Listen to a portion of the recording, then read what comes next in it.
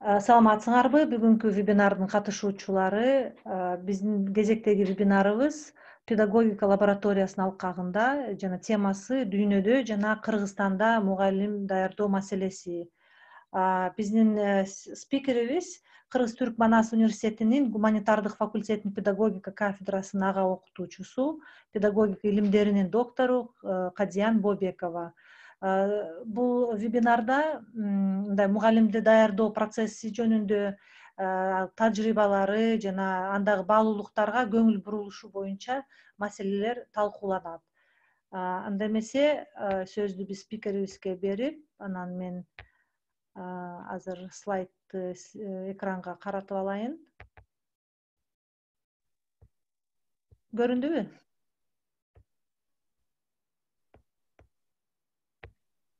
Көрүндү. Көрүндү. Саламатсыздарбы, урматтуу вебинардын катышуучулары. Ушундай кыйын кырдаалга карабай укканы келгениңиздер үчүн мен терең ыраазычылык билдирем. Келеби келбейби, эмне болот деп кыйналып неметип аткам. Өзүм дагы ойлонуп аткам, мурда эле берем дегем. Анан демек буйрук бүгүнкү экен. Бүгүн дагы ошо угулуп калса жакшы. Мына мугалим даярдоо деп атканда, бул мугалим даярдоо бул эл аралык тажрыйбада келечекке инвестиция жасоо деп аталат экен да. Себеби өнүккөн өлкөлөрдүн акыбалын карап көрө турган болсок, бүт бардыгы ошо мугалим даярдоодо жатат экен. Анан ошо мугалим даярдоо туруусунан мурда мен мына биринчи слайд ачып койсоң, экинчи. Бизге кандай мугалим керек? Гүлзат кийинки слайд. Бизге кандай мугалим керек деген суроодон башташыбыз керек да. Анан элдин баары эле жакшы дейт. Жакшы дегендин аныктамасы эмне? Кандай жакшы мугалим керек? Канчалык жакшы мугалим керек? Эмнеси жакшы мугалим керек? Эмне болгон жакшы мугалим керек деген нерселерди карап көрүшүбүз керек дагы. Анан мугалимдин коомдогу статусу кандай? Учурда мугалимдин абалы кандай? Коом эмне күтөт? Эмне жүк жүктөп жатат? Ошо жүктөй турган жүктү мугалимге мурда жүктү көтөрө ала турган даярдыкты берди беле деген суроолордун тегерегинде талаш болот. Анан мурда тиги мугалимдик кесип кааланган болсо, азыр кааланбаган кесип да. Анан башка вуздарга тапшырып атканда абитуриенттер аларга өтпөй калганда эч болбосо мугалим боло алайын деген сөз менен келгени, бул албетте бир мугалим катары бизге оор тие турган маселе. Эч болбосо мугалим боло алайын деген нерсе. Гүлзат 3-чү слайдка келе бериңиз. Анан учурда маалыматтын, технологиянын, индустриянын өнүгүүсү, модерн коом, постмодерн коом, ааламдашкан коом дегенде мугалимдин орду кандай? Мугалим ким азыр? Мугалим маалымат бергенби? Мугалим жол көрсөткөнбү? Мугалим багыттаганбы? Мугалим билим бергенби? Мугалим тарбия бергенби? Мугалим ким өзү? Кандай өзү? Азыр бардык коомдо кесиптик жогорку окуу жайларында, кесиптик жогорку мамлекеттик билим берүү тармагында, дистанттык окутууда, пландуу окутууда, компьютер менен окутууда, интернет аркылуу окутууда, билим берүүдө ар түрдүү терминдер пайда болду. Мисалы үчүн онлайн мектеп, университет, онлайн университет сыяктуу терминдер чыкты да.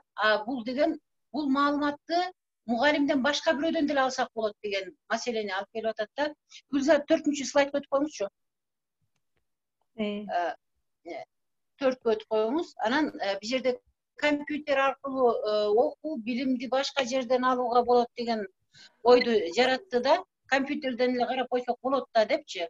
Компьютерден карап койсок албетте болот. Компьютерде өтө көп нерсе бар. Бирок мугалим билгендеринин канча процентин сыгып анан студенттерге берип атат деген маселе келип чыгып атат да. Слайд көрүнбөйт абы? Эми көрүндү. Слайддын биринчи бети эле көрүнбөй атат. Азыр көрүндү. Пул экран алып койсоңор. Эмичи? Көрүнүп атат, көрүнүп атат эми. Анан компьютер аркылуу bilimди başka жерден алууга болот деген ойду жаратты да. Анан мугалимдин кереги жок. Мугалимде эмне кереги бар? Китептен деле окуп алам, газеттен деле окуп алам деген сыяктуу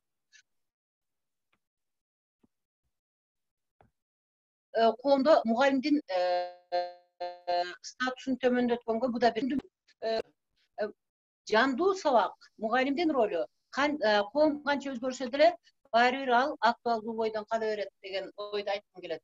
Анан окутуунун теория жана методдорунда өзгөрүүлөр, окутуу тарбиялоо процессинде өзгөрүүлөр, коомдук талаптагы өзгөрүүлөр, өлкөнүн саясий абалында өзгөрүүлөр, билим берүү программасында өзгөрүүлөр, дүйнөлүк граждандык деген түшүнүктөр, космополитизм деген түшүнүктөр, көп маданияттуулук деген түшүнүктөр булар мугалимдин сапатына болгон талапты, көз карашты өзгөрттү. Анан көп маданияттуу, ар тараптуу маалымат берүү да мугалимге жүктүү көбөйттү. Мугалим бул балага үйрөнүүнү үйрөткөн киши. Окуучу үйрөнүүнү үйрөнгөн окуу процессинин бир бөлүгү. Окуучулар теорияны эле эмес, чогуу жасап, көрүп, туурап, карап, изденип, конструктивдик проект жасап, жекече же группада үйрөнүшү мүмкүн.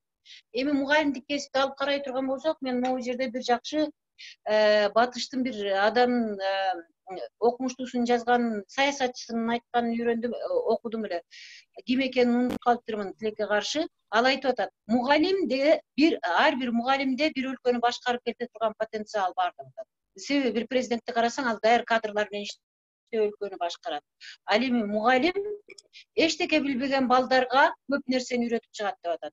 Бул бар, бирок мугалимге берилген билимдин жанында мугалимдин момундай ала турган куралданган куралдарында көп учурларда өзүнө ишеним жок болуп калып атат. Себеби Кыргызстандагы мугалимдерге момундай анын дагы күчтүү болуп, ааламдагы башка өлкөлөрдүн мугалимдери менен жарыша ала тургандай колуна курал жеткиликтүү берилбей жатат. Ушул маселе мугалимдин кыйнап коюп атат. Мугалимдик кесип бир элди же өлкөнүн келечегине даярдоочу бир өзгөчө маанилүү бир кесип болуп эсептелинет. Бул кесип атайын билим аркылуу алынат, буну баарыңыздар билесиздер. Анан бул кесип аркылуу башкаларга билим алууну, билим берүүнү, үйрөнүүнү, жаңы көндүмдөргө ээ болууну, жаңы нерсени жасаганды үйрөнүүнү, өзүн тааныганды үйрөнүүнү үйрөтөт мугалимдик кесип. Бирок ошого кайсыл сабактар керек эле деген маселени бүгүн карайбыз. Анан мугалим мындай башка өлкөлөр менен жарыша алуу дедик.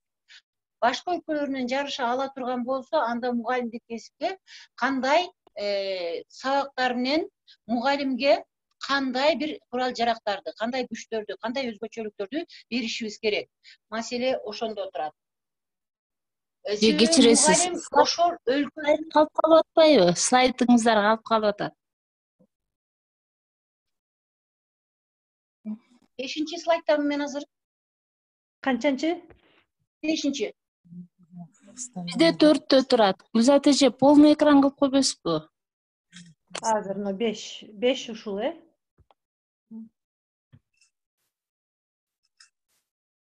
Ушул 5 да, Ушул 5.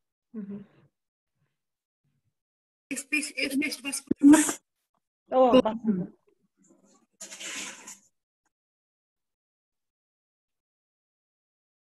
Ар бир мугалим өзүнүн өлкөсүнүн граждандарын даярдагандыгы үчүн ошол өлкөсүнө кандай атуу керектигин мугалим билиш керек.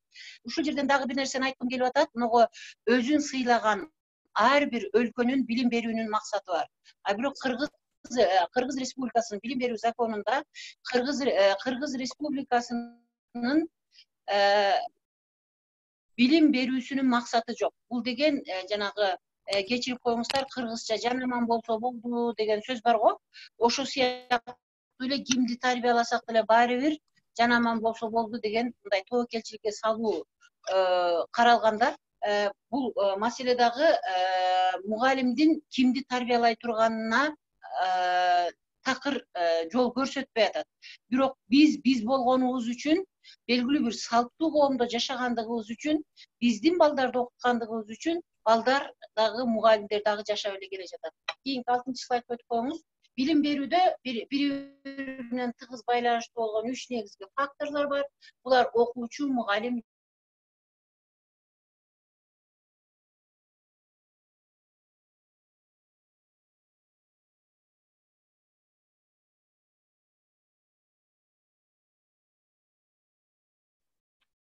Угулбай калдык уште каденеже. Чар болуп, күчтүү болсо дагы аксап калышы мүмкүн. Же программада окуучу да жакшы болуп, мугалим начар даярдалган болсо дагы аксап калышы мүмкүн. 3 элемент параллелдүү түрдө кетиш керек. 7-чи слайдка келе бериңиз.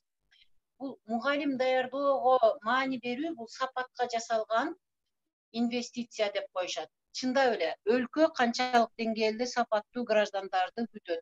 7-чи слайдтасызбы? Гүлзат. Ооба 7-чи.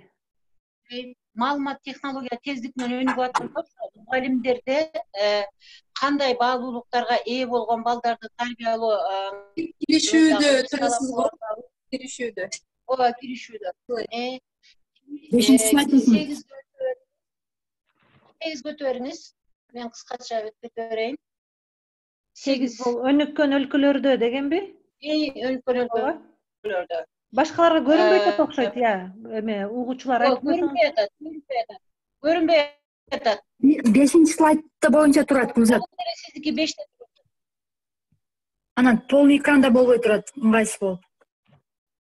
Ошондой болуп атабы? Мага Ооба. 5-те турабыз, киришүүдө жанатан бери.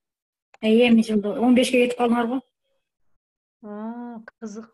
Мен экранымда тура эле көрсөтүп атат да. Өнүккөн өлкөлөрдө деп ачтым. Эми ачылды. Эми 8. Эми чоңойттум. Чоңойдубу силерде? Чоңойгон жок. Так, азыр күтө туралычы. Мүмкүн эме жайдыр интернет.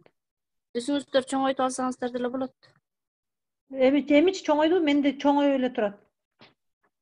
Эжеке, аны editing enable editing in дегенди басып койсоңуз, редактировать можно дегенди.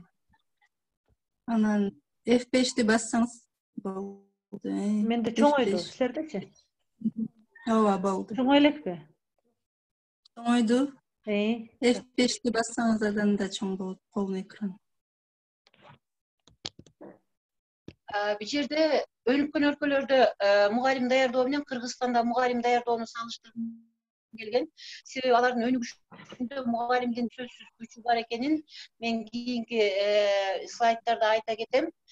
Сингапурда, мисалы үчүн, Финляндияда, Түштүк Кореяда, Кытай Эл Республикасында, Түркияда, Япония сыяктуу өлкөлөр глобалдашуу учурунда жаңыланууда башкалардын маданиятын таануу аркылуу дүйнөнүн экономикалык моундай гегемониясына ээ болду да, булар күчтүү өлкөлөр болуп кетти. Булардан сураганда эмне деген? Биз ийгилигибизди мугалимдерге карызбыз деп айтышат. Демек, бул жерде дүйнөнүн экономикалык деңгээлин кубалап жетүү үчүн билим берүү системасында радикалдуу бир өзгөрүштөр болушу керек экен. Себеби ал өзгөрүштөр болбой туруп, мугалим даярдоого жакшы салым кошпой туруп, ошону реформалабай туруп, жаңы көз караштарды кийирбей туруп, дагы деле биз мугалимден көп талап кыла берсек, мугалим ансыз деле эзилип атат. Өнүккөн өлкөлөрдүн жетишкендиктеринде эң чоң роль ойногондор билим берүү системасы жана мугалимдер экендигин баарыбыз билебиз. Кийинки слайдка өтүңүз.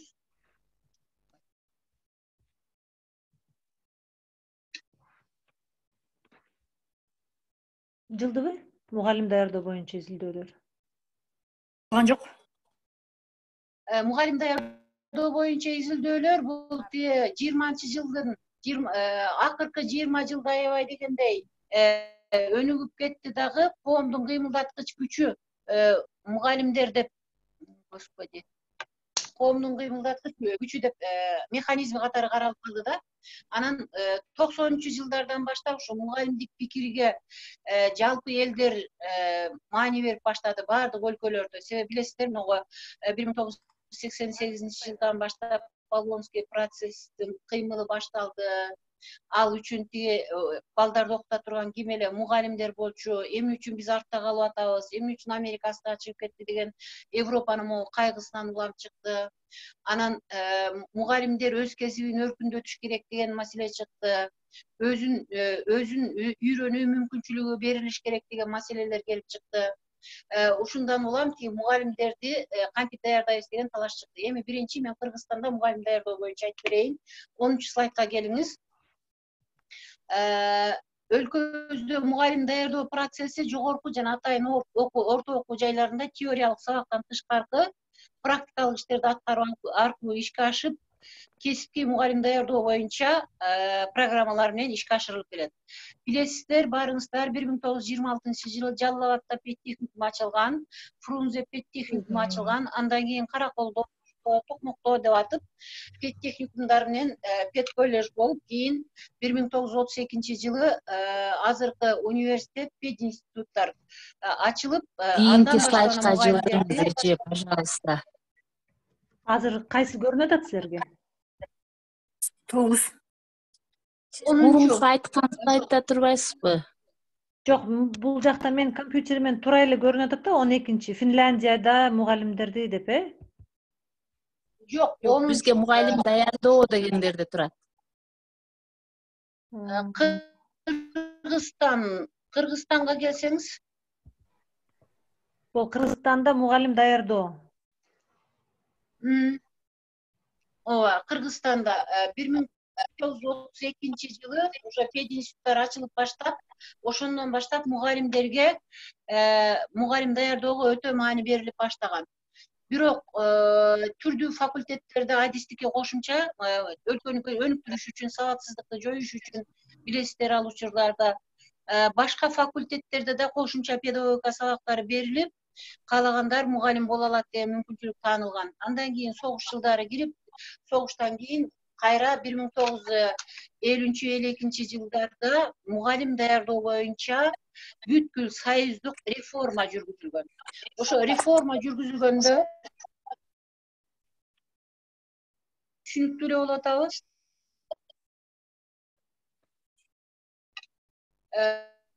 1952 жылы замандын талаптарына жооп берген, ишинде кесиптик, предметтик, коммуникативдик, технологиялык компетенттүүлүккө ээ болгон мугалим керек деген. Жакшы угулбай калып атат окшойт. Ошо кичине жаңырап атат окшойт сиз тараптан. Ошо мен жактан жаңырап аткан эметип атат да. Ооба. Эми ошол азыр Кыргызстанды алып карай турган болсок, 1952 жылдын программасы менен келе атабыз. Мугалим даярдоодо элестетип көрүңүздөр. 1952 жылы көбүңүздөрдүн ата-энеңиздер көрө элек болуш керек эле. Ошол бирок ал 1952 жылы жасалган мугалим даярдоодогу реформа ошол учур үчүн абдан жакшы реформа болчу. Абдан жакшы сапаттуу мугалим даярдоого жооп берген болчу. Бирок бүгүн үчүн жооп бербейт ал. Мен чыгып кайра кирейин бия. Сизде телефон менен компьютер экөө тең иштеп атат окшойт, Компьютер иштебей эле. Компьютерден мен немени карап атам, телефонго сүйлөп атам. Ошо кичине жаңырап атат да.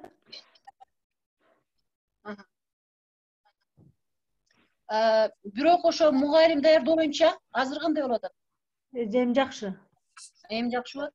Мугалимдин кандай мугалимди даярдашыбыз керек дегенде биз Советтер Союзунан ажыраганыбызга уже 30 жыл болуп калды. Өзүбүздүн жолубуздун чийүүнүн эбак заманы келип жеткен болчу. 11-чи немеге өтө бериңиз. Анан Болонский процесс, тигил бул деп атабыз, тигиге ылайыкташуу, өлкөлөр менен жарыш алуу, жаңы типтеги мугалим, заманбап мугалим, технологияны колдонгон мугалим деген нерселерди талап кылып атабыз бүгүн. Мен чыгып кайра кирсем окшойт. Мейли, ошентиңизчи.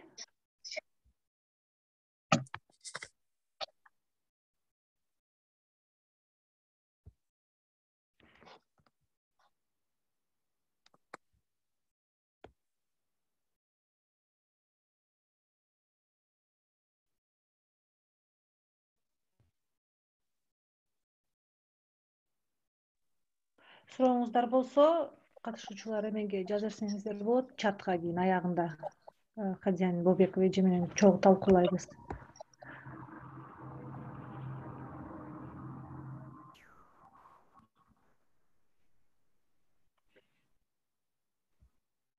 Азыр кандай болду? Угуп атабы? Угуп атасыз? Хорошо. Азыр мугалимге эмне талап бар? Илим изилдей алган. Жаңырып атат. Жаңырып атат. Кудай, эмне кылсак керек?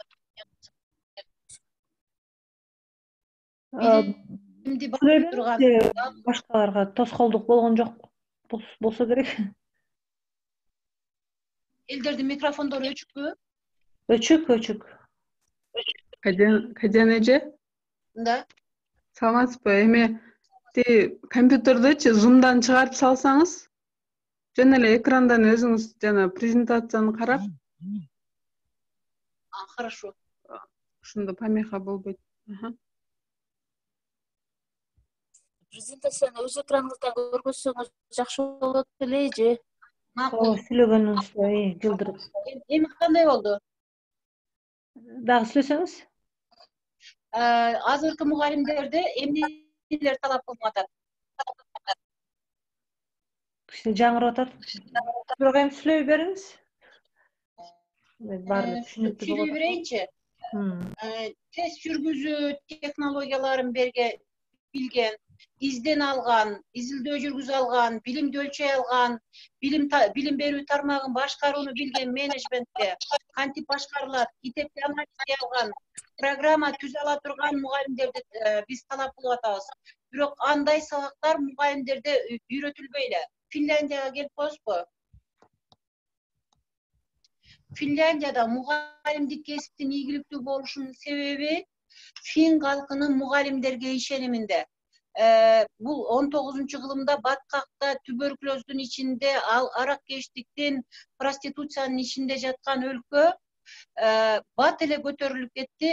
Ал жерде Снелман деген адамдын аркасы менен бүт эл аны колдоп, мугалимдик кесип эң жогорку чекке жетти. Азыр Финляндияга элдер билим берүүнүн ажысы деп ошол жака барышат. Ажыга барганда эле. Финляндияда мугалимдик кесиптин ийгиликтүү болушунун себеби фин калкынын мугалимдик кесипке болгон көз карашында деп айтылат. Анан бул өлкөдө чоң адамдар, саясий лидерлер, үй бүлөлөр, окуучулар мугалимдерге жана мектептерге толугу менен ишенишет. Эмнеге мен мектепке ишенбейм? Эмнеге мен мугалимге ишенбейм? Биздин ийгиликтүү болуубузда, окуп жазуубузда мугалимдер алдыда келатат да деген нерселерди булар дайыма айтып турушат. Бул өлкөнүн балдарын жана жаштарын өнүктүрүү мугалимдердин эң алгачкы жана эң маанилүү милдети катары билинет. Ал жерде Финляндияда мугалимдер магистрдик даража менен иштешет. Мугалимдик кесип кийинкиге өтө бериңиз. Мугалимдик кесип статусу абдан жогору жана ортодон жогору киреше алып келүүчү бүтүрүүчүлөр эң көп тандаган кесип.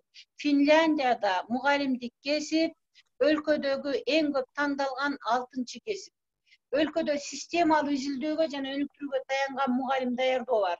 Мугалим момундай болуп калдыбы, ийгиликсиз болдубу, дароо эле аны изилдеп чыгышат. Ийгиликтүү болдубу, эмнеден ийгиликтүү болуп атат, канткенде дагы ийгиликтүү кылабыз деп, дайыма илим изилдөө менен мугалимдик дайыма параллель жүрүп атат.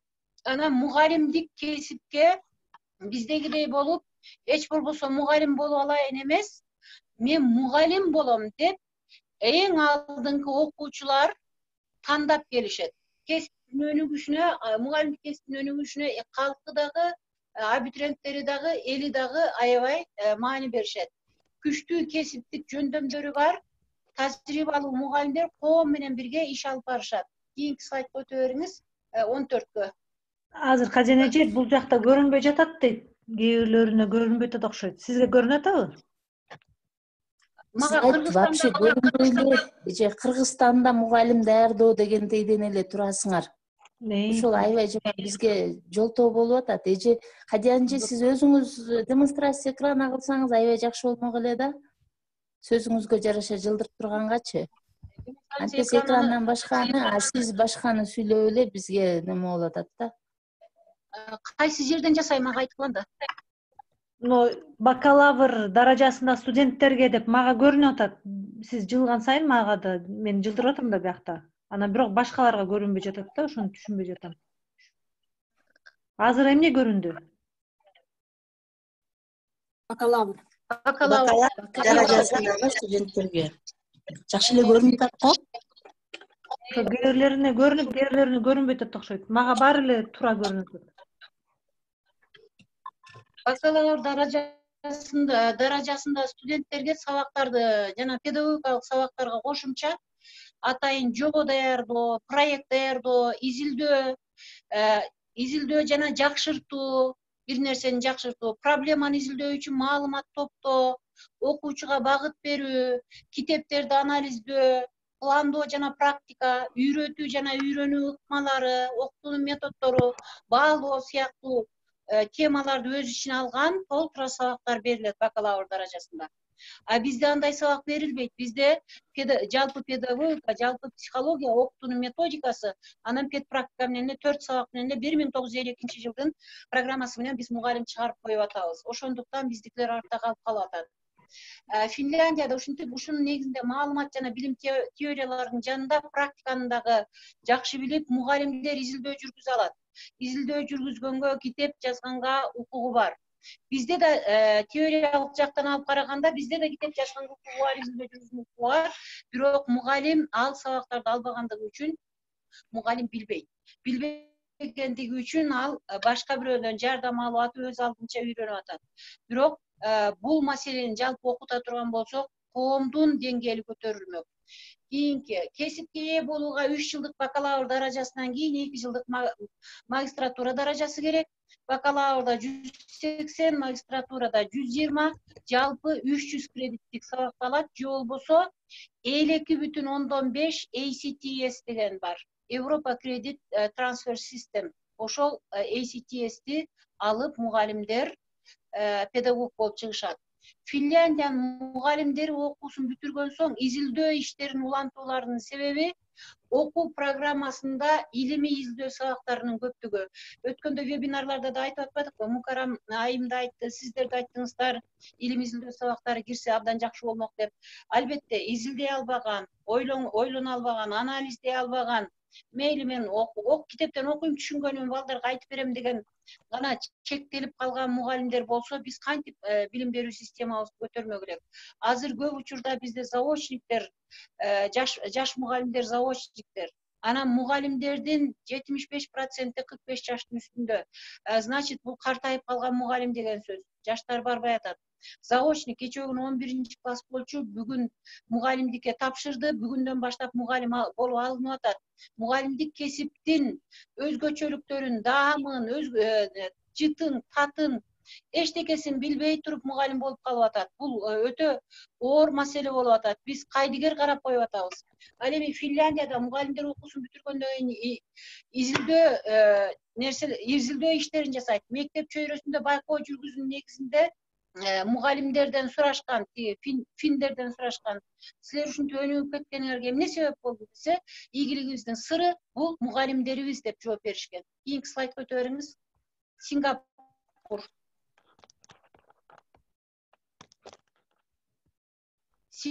Сингапурдун билим берүү системасында дагы мугалимдик кесип бул өтө тандалган кесип. Ал жерде мугалимдер мен өлкөмө жардам беришим керек, өлкөнүн өнүгүүсүнө салым кошушум керек деген идея менен жашайт дагы. Көбүнчө тандоо процессинде кыйын жана татаал процессте мугалим болуп иштеш бул алар үчүн өтө престиждүү кесип болуп эсептелинет. Бир орунга 6 киши болсо, 6одон бирөө гана мугалимдик кесипти тандай алат Сингапурда. Алар өнүккөн өлкө Сингапур, бирок ошо дайыма изденип турган, дайыма квалификациясын жогорулатып турган бул Сингапурдагыларга адат болуп калган. Бизде болсо 5 жылда бир араң кесибин өркүндөтүү курсунан өтсө өтөт, өтпөсө өтпөй эле коет. Мен картайып калдым, эмне аласың, эми барбай эле коеюнчу деп туруп барбай да коюшат биздиктер. Кийинки слайдка өтө бериңиз. педагогикалык кадрды даярдоодо мугалимдикке эң мыкты бүтүрүүчүлөрдү тандап алышат. Себеби эң мыкты бүтүрүүчүлөр гана жакшы мыкты мугалим болот, дагы мыкты атуулдарды даярдашы мүмкүн. Ойлонгон, анализдеген, сураган, жасай алган, бул эмне дей алган, түшүнгөн атуулдарды даярдай алат деп туруп, анан Сингапурда эң мыкты бүтүрүүчүлөрдү алат. Болочок мугалим функционалдык тесттерден өтөт. Болочок мугалим бул тесттерден өтөт дагы, андан кийин психологиялык жактан даярбы мугалим болууга, педагогикалык жактан даярбы, мүнөзү туурабы, чындап эле мугалим болгусу келеби, мугалим болуп иштеп кете алабы, жокпу иштеп кете албайбы, каалоосу кандай, же болбосо башка сабакты карап туруп досуна ээрчип келип алдыбы деген сыяктуу тесттердин баары өткөндөн кийин анан кийин экзамен алып мугалимдик кесипке баштай алат. Мугалимдер бир канча жума бою ар түрдүү программалар боюнча мугалим болгондон кийин чет өлкөлөргө чыгып билим берүү системасын салыштырып келишет. Мисалы үчүн Америкага барышат, Австралияга барышат, Европага барышат, башка Азия өлкөлөрүнө барышат, дагы алардын билим берүү системасы кандай экен, менин предметими ал жердеги мугалим кантип өтүп атыптыр деген суроолордун жообун алып келишип, кесибин дайыма өзгөртүп өнүктүрүп турушат. Притом жылына мамлекет колдоп турат. Кытайда мугалим даярдоону ачып бериңиз. Кытайда болсо илим тармагында ийгиликтер, билим берүү саясаты, билим берүүнү башкаруу жана мугалим даярдоо менен тыгыз байланышта. Себеби билим берүү саясаты мугалим менен тыгыз байланышта болуш керек.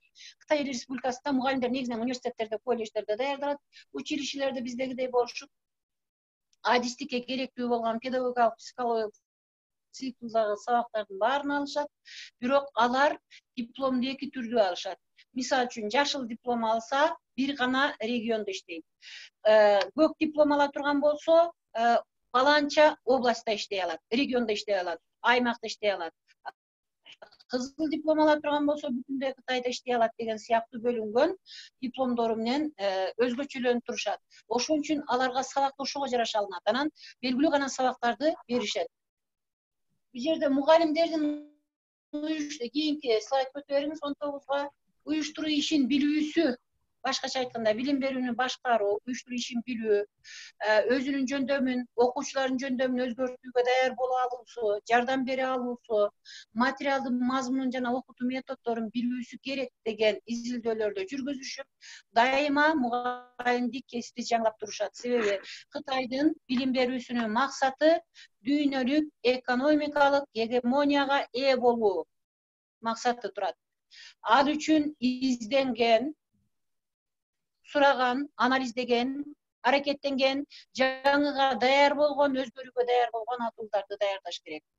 Ал жерде мугалимдердин практикалык жактан керектүү материалдардын баардыгы берилет, дагы үйрөнгөн мугалим, үйрөнгөн коом, коомду үйрөнгөн мектеп деген түшүнүктөр бар. Үйрөнгөн мугалим. Демек, мугалим өмүр бою үйрөнөт. Үйрөнгөн мектеп. Мектеп дайыма коомду изилдеп турат жана коомдун өзгөрүшүнө жараша тез реакция бере ала тургандай болуш керек. Демек, андай гибкий болуш үчүн билим берүүнү башкаруу да гибкий болуш керек. Бул сабактарды алышат, изилдөө сабактарын алышат. Түштүк Кореяны ачып коюңуз. Түштүк Кореяда билим берүү министрлиги билим берүүнүн сапаттуу мугалимсиз болбойт деп эсептейт. Билим берүүнүн сапаты бул сапаттуу мугалимге байланыштуу экен. Ушул көз караштан улам мугалимдин сапатын жогорулатуу боюнча дайыма көптөгөн жоболорду иштеп чыгышат, дагы улуттун атаандаштык күчү билимде деген ураан менен жашашат. Түшүнүктүү болуп атабы? Угулуп атат. Угулуп атабы? Ооба. Атаандаштык күчү билимде деген ураан менен иштеп, компетенттүү, иш билгиликтүү студенттерди окутууга, ал аркылуу улуттун материалдык байлыгын чыңдоого аракет кылышат. мамлекеттик жана менчик болуп жалпысынан 11 башталгыч класстын мугалимдери үчүн университеттерде 67 орто мектеп мугалимдерине 18 жалпы билим берүү 55 дистанттык билим берүү боюнча курс берген институттар бар. Демек бул ошо Түштүк Кореяда ар бир райондо, ар бир аймакта повышение квалификация боюнча курстар тынбай уюшулуп турат экен дагы, Сеулдан башкарылып турат экен. Мугалимдер бул курстардын иш сапатын жогорулатуу боюнча 60 сааттык сабак алышат. Буларда да жылына адат болуп калган. Мен былтыр алгам, азыр очередим келип калды, дагы барып алып келишим керек деп кете беришет. Германияда да ошондой. Аны повышениеден өтүп келишим керек деп биздегидей болуп, эч ким кыйнаган эткен жок. Анан жалпы ала турган болсок, Түштүк Кореяда дагы 42 ACTS-ке барабар болгон педагогикалык циклдагы сабактарды алышат дагы, анан предметтик жана кесиптик техникалык сабактарды алып, ошол боюнча өзүнүн адистиги боюнча мугалим боло алышат. Орто же башталгыч билим берүүчү мектептерде иштеш үчүн психолог, консультанттын мугалимдери, дефектологдор жана башкалар атайын курстардан өтүп, кошумча сертификаттарды алышат. Сертификаттар кошумча иш жасаганга мүмкүнчүлүк берет. Бул сертификаты болбосо, мугалим окуучу менен сүйлөшө албайт, психолог катары же болбосо сага эмне болду деп акыбарын сурай албайт. Андыктан бул сертификаттар зарыл. Кеңеш бере албайт. Муну кыласыңбы, тигинтесиңби, мынтесиңби деп сурай албайт. Андыктан булар зарыл. Сертификаттар комплекстүү түрдө психологиялык тест жүргүзүү, мүнөзүн аныктоо, үй бүлөлүк консультация, группа менен иштөө, өзгөчө балдарга кеңеш берүү, өзгөчө балдар дегенде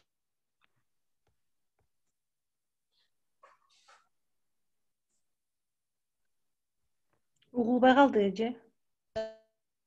Бирок булар түшүнгөндөн кыйналган, үйрөнө албаган, үйрөнүү мүмкүнчүлүгү болбогон балдар болушу мүмкүн. Мисалы, өзүбүздө деле бар го, 5-класска келди, тамганы араң тааныйт.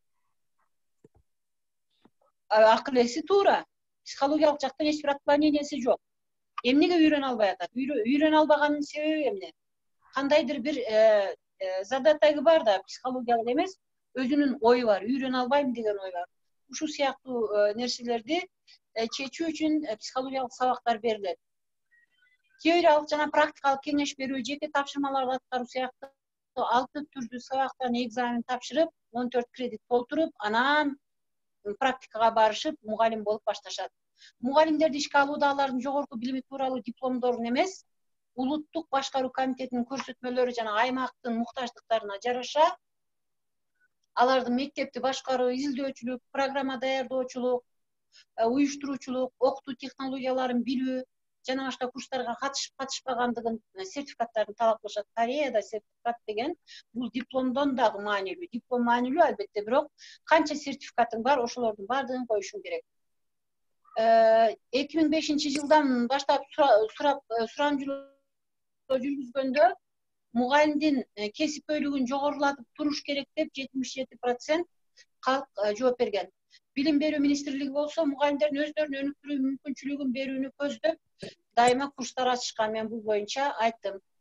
Билим берүү министрлиги 24 көтө бериңиз.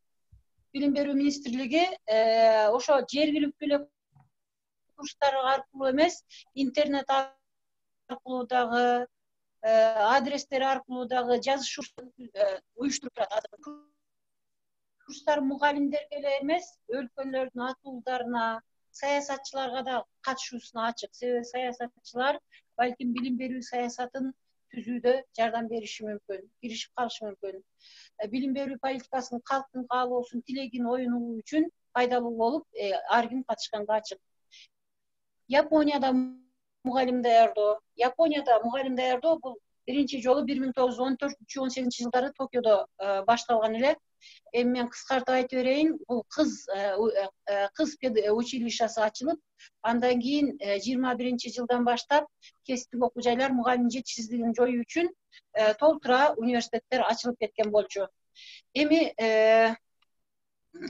бул жерден дагы бир айтып кете турган нерсе, университетте кыскача айтып кетип берейин, анан сиздер убактыңыздарды алдым. Японияда мугалимди даярдоочу курстар педучилищаларда кабыл үчүн 2 баскычтуу сынак менен кабыл алынат да, биринчи сынак мамлекеттик деңгээлде жүргүзүлсө, экинчиси университеттер неметилет. Жана бизде деле бар го, биринчи ОРТдан өтүп, андан кийин университеттин өздөрүнөн экзамен тапшыргандар бар го. Мисалы, артист болом дегендер, сүрөтчү болом дегендер, физкультурник болом дегендер кошумча экзамен тапшырат го. А бир канча жыл мурун ошо ОРТнын немеси менен келүү менен кайра университеттин өзүндө да экзамен тапшырчу эмеспи, ушул сыяктуу экзамендер менен, 2 баскычтуу экзамен менен мугалимдикке тапшырат. Японияда мугалимдик кесип эң жогорку 9 кесиптин бири болуп эсептелинет да, мугалимдин айлыгы эң чоң премьер-министрден, анан холдингтердин башынан кийинки башчыларынан кийинки айлыкты ошо мугалимдер алышат. Буга өтө кылдаттык менен тандап, ийгиликтүү балдарды гана мугалимдикке алышат. Анан Японияда дагы мугалимдер көп учурда магистрлык даражасын бүтүргөндөн кийин анан мугалим болуп иштеп башташат. Алар дагы педагогика факультеттерин бүтүрүш үчүн 120дан 160-159 кредитке чейин ээ болгон сабактарды алышат. Же болбосо мынагу жалпысынан бир 200 кредиттик сабакты алса болот, 140дан 180ге чейинки. Бирок буларда дагы ACTS'i 40 ACTS'тен аз эмес сабакты алыш керек. Кийинки слайдка өтөбериңиз. Япония 82 кесиптин ичинде 9-чу кесипте турат дедик. 30 кредиттик сабактарды алат дедик. Эми Түркияда мугалим даярдоону өтүп атабыз. 28ге келип коюңуз. Гүлзат, 28ге келип коесузбу? Түркияда мугалим даярдоо бул Осман империясы учурунда башталган. Башкача айтканда 1824 жылдан баштап башталыш класстардын мугалими, 1848 жылдан баштап предметтик мугалимдер даярдалып башталган. Же болбосо бизде пед техникумдар ачылгандан 102 жыл мурун аларда мугалим даярдоо башталыптыр. Эми түрктөрдө да мугалимдерге аябай дегендей маани беришет. Ататүрк улуттарды куткара тургандар бир гана мугалимдер деп айткандагы, анан эгерде мен президент болбогондо билим берүү министри болгум келген деген ойду өзү айтып кеткен. Эми учурда университеттердин педагогика факультеттеринен сырткары Түркияда бардык бүтүрүүчүлөр мынагу педагогикалык циклдагы сабактарды ала алышат. Анан педагогикалык циклдагы сабактар түрдүү аталышта, 10 түрдүү аталышта 30 кредиттик сабакты алышат. Анан кээ бирлери мынагу магистратурадан, диссертациялык магистратурадан, же болбосо PhD даражасын алып, анан мугалим болушат. Эми мынагу слайдым 29-чу слайд кесилип калыптыр. 30га сразу өтөбүрөсүзбү? Могу жерде алган сабактарды салыштырайын деген. Гүлзат, өтөбүрөсүзбү 30га? Гүлзат 30 ачылды го? Силерде көрүндүбү? Ооба, ачылды эң son. Могу жерде биринчи сабактардын неме өзгөчөлүктөрүн карайлы. Кандай сабактар бар экен?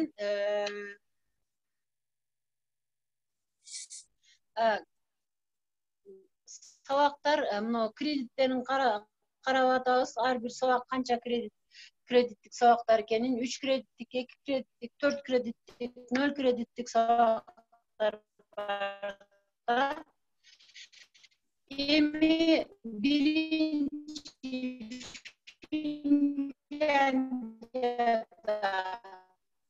мугалимдик кесипке киришүү сабагы бул баардык өлкөлөрдө бар экен. Жалпы педагогика Кыргызстанда гана бар экен. Педагогиканын тарыхы башка өлкөлөрдө экен, Кыргызстанда жок. Окутуу технологиялык жана дидактикалык материал даярдоо сабагы Кыргызстандан башкаларда бар экен. Билимди өлчөө баалоо Кыргызстанда жок. Билим берүү системасы окуу китебин анализдөө Кыргызстанда жок, Сингапурда жана Түштүк Кореяда сабакты бир жоксунда эле магистранттар келишти. Анан тарых китебин алып келип 7-чи класстын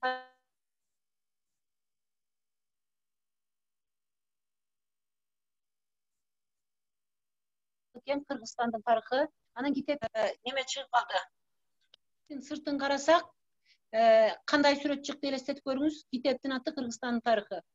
Китептин сыртында 3 богатыря. Бул өтө таң калыштуу. Себеби тарых, Кыргызстандын тарыхы болсо, такыр сүрөт таппай калса, Манастын сүрөтүн таппай калса, бир ала тоону деле коюп койсо болмок, орустун 3 богатырясын койбой. Бу дагы момундай балдардын ата мекендик, атуулдук аң сезимине же болбосо сабакка момундай терең көңүл буруусуна таасир эте турган, аң сезимине таасир эте турган нерсе болуп эсептелинет. Мектепти башкаруу көп өлкөлөрдө окутулат экен, салыштырма педагогика бизден башка өлкөлөрдө окутулат экен. Жалпы психология бизде гана окутулат, психологиялык кеңеш көмөк бизден башкаларда окутулат.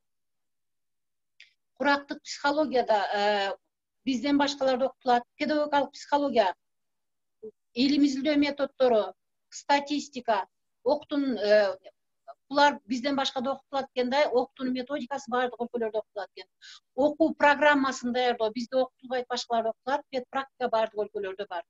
Демек, эми жыйынтыктап келип айта турган болсок, педагогикалык сабактар Финляндияда 14-төн 17 түргө чейин факультеттин өзгөчөлүгүнө жараша берилет экен. Сингапурда 15-17 түрдүү сабак, Түштүк Кореяда 11-16 сабак, Түркияда Кытайда 11-16 түрдүү сабак, Түштүк Кореяда 14-16 сабак, Түркияда 13-15 түрдүү аталышта сабак, Японияда 12-16 аталышта сабак, Кыргызстанда болсо 4 же 6 аталыштагы сабак берилет экен. Педагогдорду даярдоодо.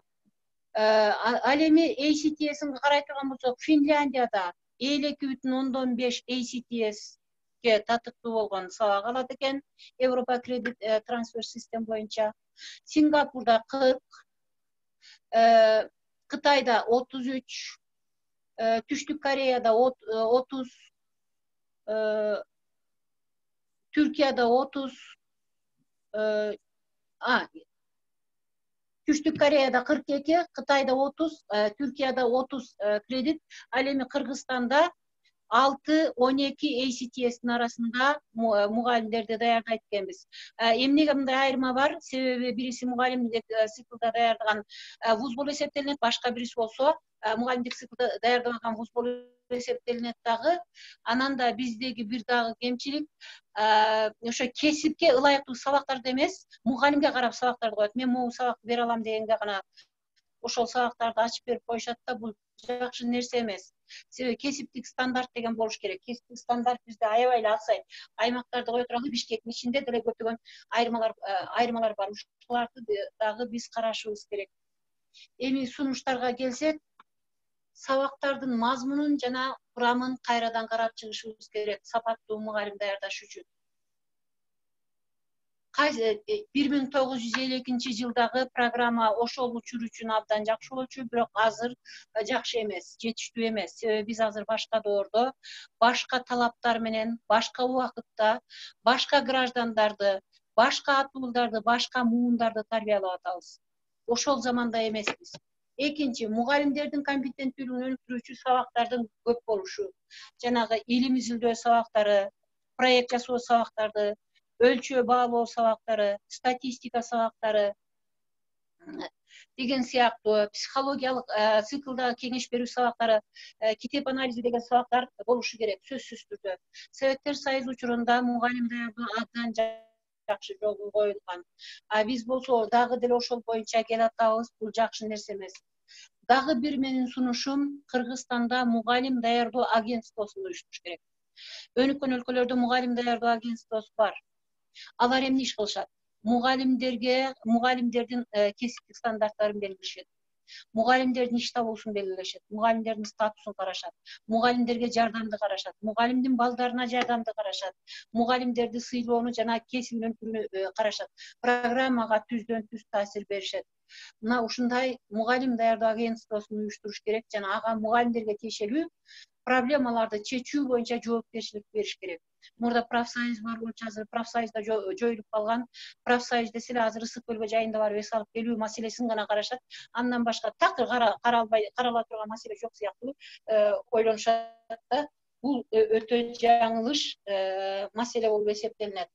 Анан албетте мугалимдин статусун жогорулатыш керек. Мугалимдин статусун жогорулатуу деген мугалимдин айлыгын жогорулатуу деген сөз. Мугалимдин статусун жогорулатуу деген өлкөнүн статусун жогорулатуу деген сөз. Мугалимди баалоо деген бул мугалимдин келечекти баалоо, келечекке инвестиция жасоо деген болуп эсептелинет. Менин айта турганым ушул болчу. Көңүл бурганыңыздар үчүн рахмат. Мени сабыр менен уктуңуздар. Ушундай кыйын учурда дагы сурооңуздар болсо берсеңиздер, мен жооп бергенге даярмын. Чоң рахмат Каден эже. Абдан кызыктуу, көп фактыларды чогултуп салыштырмалуу иретинде жакшы кылып бизге айтып бердиңиз. Бул жакта кол көтөрүп тургандардан баштайлы, анан кийин чаттарды да окуп кетейин. Нуржан деген кол көтөрүп турат. Нуржан эже, сөзүңүздү, сурооңузду узата бериңиз.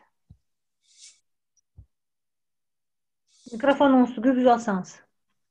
Алло, саламатсыздарбы? Угул атам, меники жакшы эле. Мен бул эжеге да кошумча иретте катар айтып кетейин деди элем, мындай суроо эмес. Биринчиден эле мугалимдерди мен ойлойм да заочно окутпаш керек мугалим. Себеби бул эжеден айтып кетти, 11 классы бүтүп эле. 11 классы бүтүп эле. Алло, угул атам? Угулуп атат. Угулуп атат, эң сонун. 11 классы бүтүп эле тилчи болуп атканда, мына мен өзүмдүн практикамда жолуккамда, мен менен эле бүткөн кыз англис тил сабагынан берип калды да. Кийин эле ошо мен өзүмдүн иним мектепке барганда мугалим ал билбейт, психологиясына түшүнбөйт, ал баланчы бул кандай эме экен, эптеп жанагы университетти бүттү, 5 жылдык. Кийин сурасам дипломун алыптыр да. Бул эң туура эмес. Бул бир мугалимди заочно окуткан. Экинчиден мугалимдин престижин көтөрүш үчүн мына айлык депти. Мен мунун баарына кошулам. Мугалимди негизи жана Ишеналы Арабаев университетинде мугалимдерди эң биринчи даярдайт. Ошол жактан эле мугалимдердин бүт баарын, Бишкек мамлекеттик университетинде мугалимдердин баарын окутуш керек. Себеби мына мен өзүм мугалим болгом, менин контрактым 30 000 сом болчу да. 30 000 сом абдан аз. Тем более азыркы айлыктар деле аз, бул эметилбей атат. Ошондуктан мугалимдерди акысыз жана заочно окутпай койсо, жана врачтардай кылачы, ошондо биздин билим сапаты абдан өнүгөт.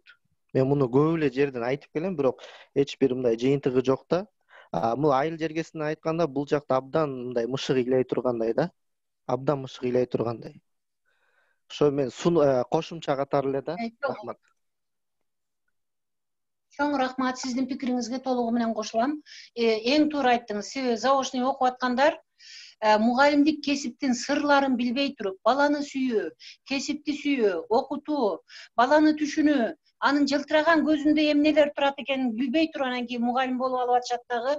Мугалим болгон кааласа 2, кааласа 5 коюп коет деген түшүнүк менен келип атышат. Ошентип орто саар мугалим, жалкоо мугалим, билбеген мугалимден билбеген муун келип атат.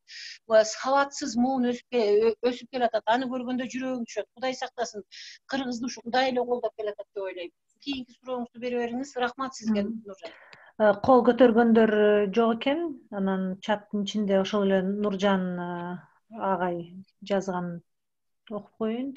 Чын айтканда жаш мугалимдердин сапаты аз, заочно окушат, анан кайда билим болмок эле. Мугалимдердин арасында конкуренция жок дейт.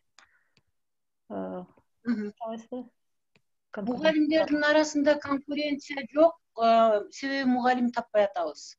Ветеринарды мугалим кылып алдык. Армияга барып келген бирөөнү физкультурник мугалим кылып алдык. Аккордеон тарткан же комуз чирткен бирөөнү музыкант мугалим кылып алдык. Таптакыр кесиптик сырларын билбеген. Бул айла жоктун иши же болбосо мектепчилик оюну деп айтсак болот. Мектепчилик оюну. Себеби ал бала же адам кесипти билбей туруп ошо мектепке барып балдардын көзүн караш үчүн бул жерде директордун айласы кетип атат. Балдарды эптеп алаксытып туруш керек болуп атат. Ошон үчүн мектепчилик оюну болуп атат. Бул мамлекет тарабынан, бирок азыр акыбал мурункуга караганда кыйла эле жакшырып калды го. Айыл өкмөттөрү акча төлөп атат. бирок жаштар барбай атат. Өткөндө Дүйшөн агай да айтты. Жаштар барбай атат мектептерге айлыгынын аздыгынан улам. Бу дагы өзүнчө маселе. Министерствого сунуштадыңыз беле дейт. Министрликке сунуштагам. Бир канча конференцияларда сунуштагам. Атайын бул боюнча семинарларды да берген болчумун. Талашып тартышып келатабыз. Жана бул боюнча макалалар да чыккан. Кийинки сурооңуз. Ошо акыркы суроону өзүңүз окуп жооп берип койдуңуз. Сиздин сунуштарыңыз демек көп тармактарга сунушталып келген, буга чейин. Анан Сунушталган. ооба. Анан кандай ойлойсуз, эмне үчүн ошо өзгөрүүлөр жок болуп атат? Жалкоолуктан, анан башка экономикалык маселелерден башка да себептер барбы? Бул жерде мынагу билим берүү менеджерлеринин жетишсиздиги болуп атат. Бир. Экинчи, биз дагы деле эмнегедир Советтер Союзунун составында жүргөндөй сезип атат. Билим берүүнү башкаруучулар, анан Советтер Союзунда билим жакшы болчу, демек азыр деле жакшы деген ойдо болуп атат. Үчүнчүсү, бул мугалим берүү боюнча жаңы нерселерди салыштырыш керек, жаңы сабактарды коюш керек дегенде Россияда ушундай эле деп коет. А самом деле Россияда андай эмес. Мисалы, салыштырма педагогика деген сабакты мен Манас университетинде 2004-төн бери окутуп келем магистранттарга. Кыргызстанда Улуттук университетте бул салыштырма педагогика деген сабак 2018-жылы гана ачылды. Магистранттар үчүн бериле турган. Салыштырма педагогиканы Россия Москвада 1970-жылы окутуп баштаган. Ал учурда көбүңүздөр төрөлө элек болушуңуздар керек. Демек, биз алардын бизге айтпаган да көп нерселери бар. Алардын билим берүү системасы өнүгүп атат. Көп нерселерди алар бизге айтпай эле жасап атышат. Биз алардан калган 10 жыл, 12 жылдан кийинки келген маалыматтарды азыркы интернет аркылуу таап калдык. Мурда журналдар 5 жылдан кийин, 6 жылдан кийин анан жаңылык болуп келчү учурда. Өзгөчө мына 90-жылдарда, 2000-жылдардын башында маалымат табуу Кыргызстан үчүн өтө оор болгон. Демек, ошо маалымат жок издесем жок деп туруп анан үйрөнүлгөн айласыздык деген психологияда бир термин бар. Значит, мен таппайт экенмин, демек издебей эле коеюн деген бир маселе келип калды дагы, ошону менен биздикилер кабыл албай коюшту. Андан башка дагы мына жаңы циклдагы сабактар окута турган предметниктер жок, же болбосо ошону ачылбай жатат. Эмнегедир эле ошо 1952-жылкы түзүлгөн программа азыркыга чейин деле жарай берет, ошол жетиштүү деп ойлошот. Жетиштүү эмес. Мугалимден талап аябай көп. Журнал толтур, тигини жаз, моуну кыл, компьютерди бил, технологияны бил, проект жасаганды бил, анимация жасаганды бил, окуучунун психологиясын бил, тигини жаса, муну жаса деген толтура нерсе бар. Ошондой талап бар. Бирок андай нерсе ал сабактар студент кезде окутулбайт. Бул өтө мындай парадокстук маселе деп айтсак болот. Андан башка өнүккөн өлкөлөрдө мугалимдерге план конспектини 5 жылдык кылып жазып туруп берип коет, даяр кылып жазып берет. Жазып бергенде мугалим сабакка кирет, бардыгынын бирдей стандарт, бир күндө баланча теманы өтө турган болсо, мугалим окуп алып гана ошого кире бериши мүмкүн. Албетте кээ бир көнүгүүлөрдү өзү даярданат. Бирок ошол эле учурда бул мугалимдин кыйла убактысын жеңилдетет жана көп иштерден даяр кылып коет. Себеби бардыгы эле мугалимдер план конспект түзгөндү билбейт, өзгөчө заочниктер. Андан башка да картайып калган мугалимдер план конспектти түзгөндөн жадап калгандагы алар чала бирдекени жазып коет дагы кетип калат. Себеби эмне үйрөтөрдү билбейт. Мындай мугалимдик кесиптин сырлары толук үйрөнүлбөгөн мугалимдер чыгып атат, бирок талап башка, чыгарган продукциябыз башка.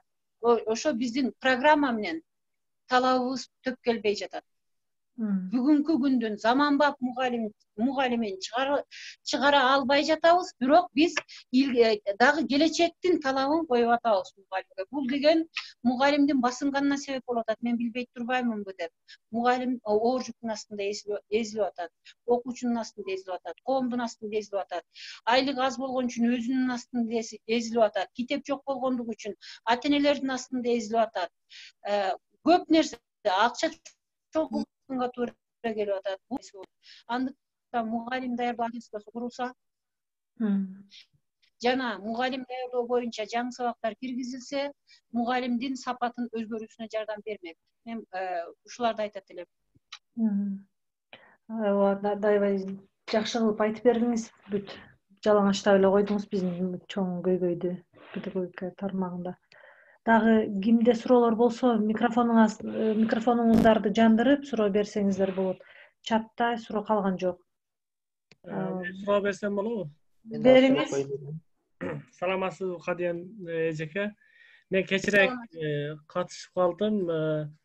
Ошол менин суроом төмөнкүчө. Ошол стандарттарды биздин билим берүү министрлиги иштеп чыгабы же ошол стандарттарды коюуга сиз айткандай мугалимдерди талапка жооп бере ала тургандай кылып даярдоо үчүн бир комиссия түзүлүп, комиссия бардык педагогикалык факультеттерге ошол сабактарды ачуусу үчүн эмне тоскоол болуп жатат? Эгер сиз кандайдыр бир сунуш жазып билим берүү министрлигине же университеттерге сунуштасаңыз ушул ишке ашат беле?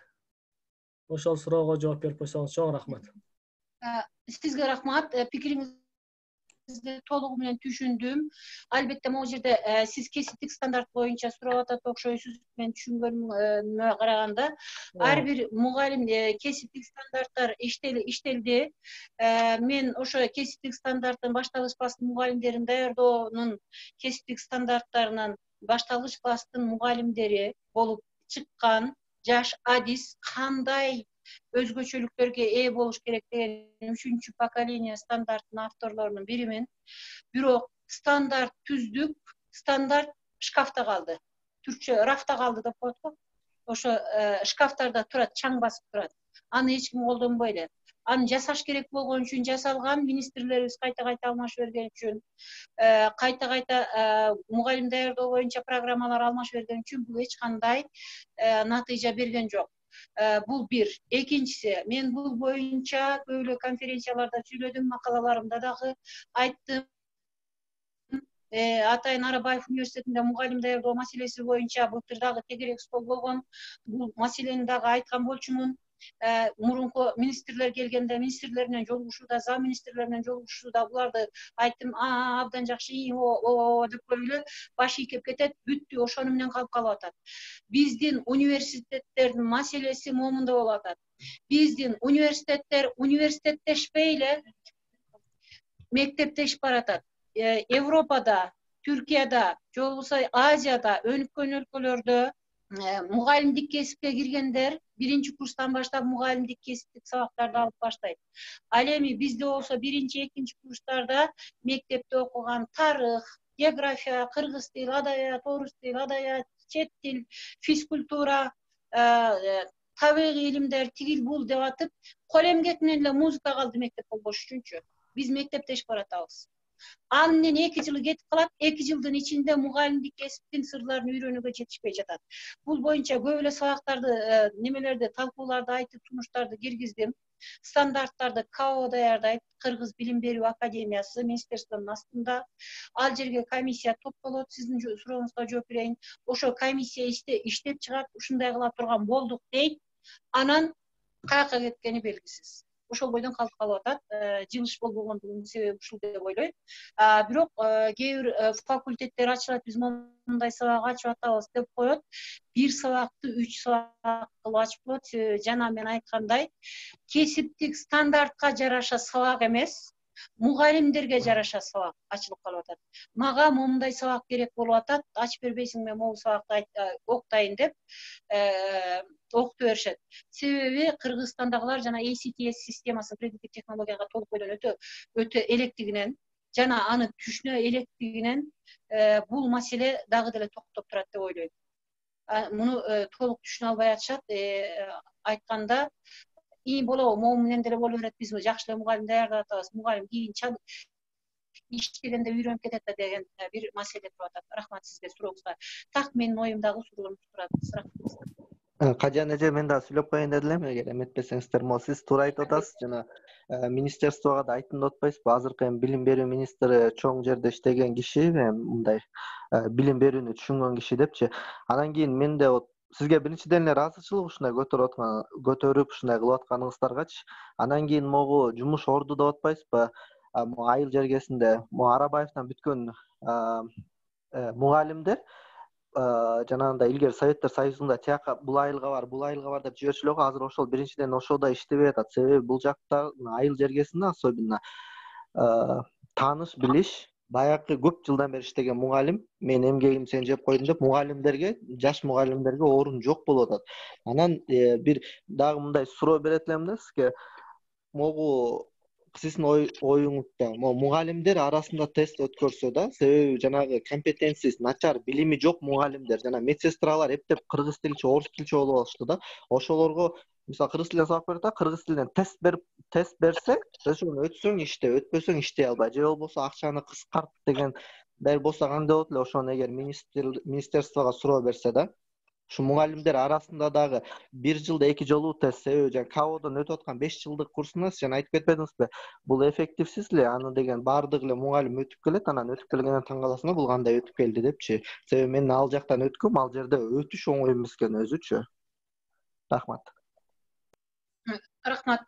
Абдан жакшы болмок, себеби бирок биз азыр мугалим таппай атып кимди тестирлейбиз деген элдин баардыгы чалкасынан кетет.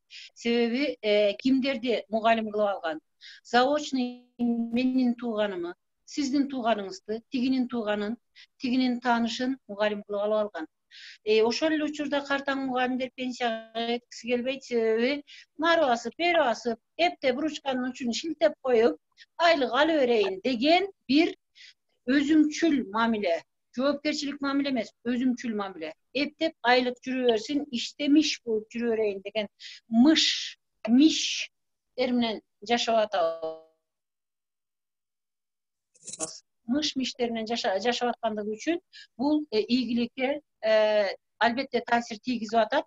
Эгерде мугалимдерди жана мен айткандай изилдөө сабактары, тест даярдоо сабактары, суроо даярдоо сабактары, андан башка да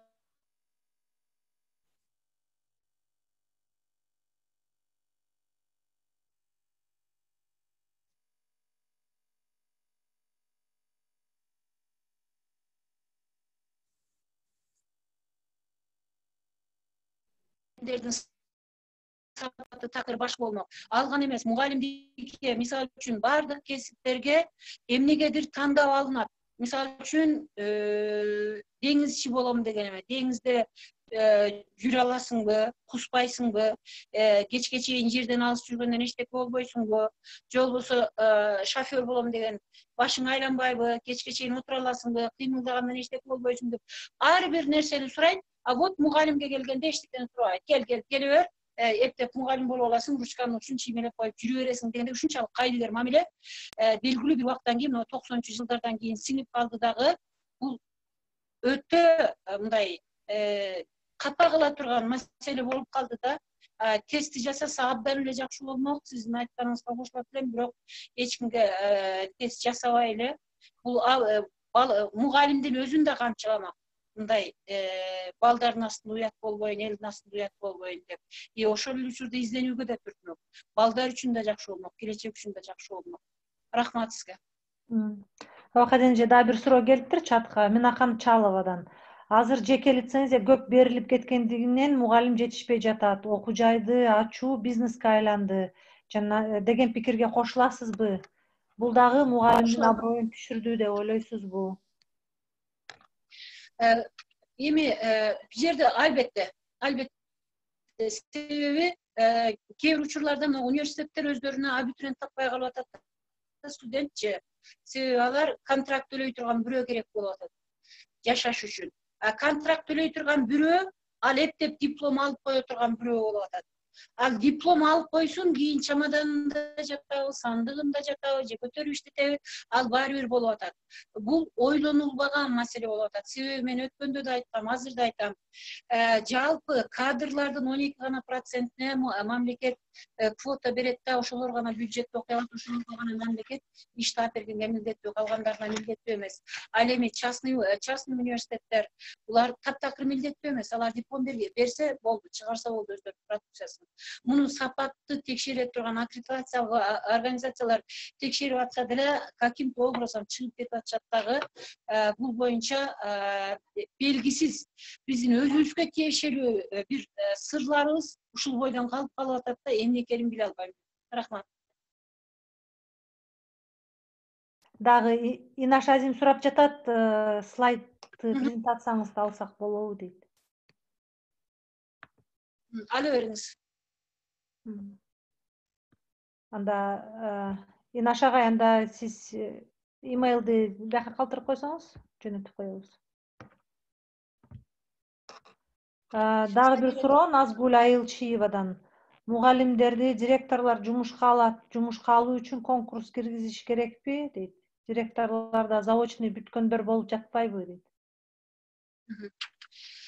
Эми конкурстук негизде ала турган болсо абдан эле жакшы болмок. Бирок ошо директорубуз дагы кандай директор? Ал өзү билим берүүнү башкаруу факультетин бүтүргөн эмес. Билим берүүнүн башкаруунун негиздерин, лидерликти, өзгөчөлүктөрү, билимди пландоону, программалоону, кадрлар менен иштөөнү, персоналды башкарууну билбеген директор болуп калып атат. Албетте директор завуч болгондон кийин 2 айлык, 3 айлык повышениеден өтүшөт, бирок негиздерин билбеген кээ бир учурларда директор болуп калып атат. Мен 100% дебейм, бирок арасында бар. Анан бул маселе билим берүүгө залакасын тийгизип атат. Анан бул биринчи. Экинчиси, директор эгер өзүнө келген мугалимдердин саны аз болсо, эгер өзүнө 5 мугалим керек болсо, бирок бир эле мугалим келсе, анын эмнесине конкурс жарыялайт, айла жоголат да. Жаштар айлык аз болгон үчүн барбай атат. Бул ачуу чындык. Ошон үчүн жана карта мугалимдерге же болбосо башка мугалимдерге дагы эми муну деле берип кое берчи. Сен географияны берип атасыңбы, музыканы деле бере бер. Андай физиканы деле берсең боло берет деген нерсе менен эптеп мектепчилик оюну менен мугалимдерди кармап туруп атат. Бул өтө мындай ачуу маселе, ыйлагын келтире турган маселе. Ооба.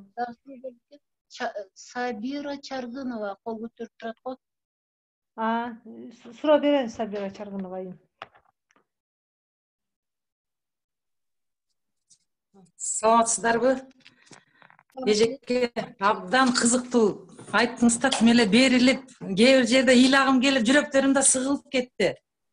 Биздин элибиздеги өзү чоң көйгөй ушул болуп атат. Жана абдан туура айттыңыз. Мисалы, кайсы окууга барасың дейт, анан балың жетпесе мугалим эле болуп алчы дегендер көп да. Же мисалы, жаш кызды келин кылып алат дагы, окуган эмес болсо, эч нерсе болбойт, мугалимдик бүтүп аласың, заочный бүтөсүң, башка бүтөсүң, мугалим болуп аласың деп, мындай мугалим деген сөздүн жана баркын түшүрүп атат да.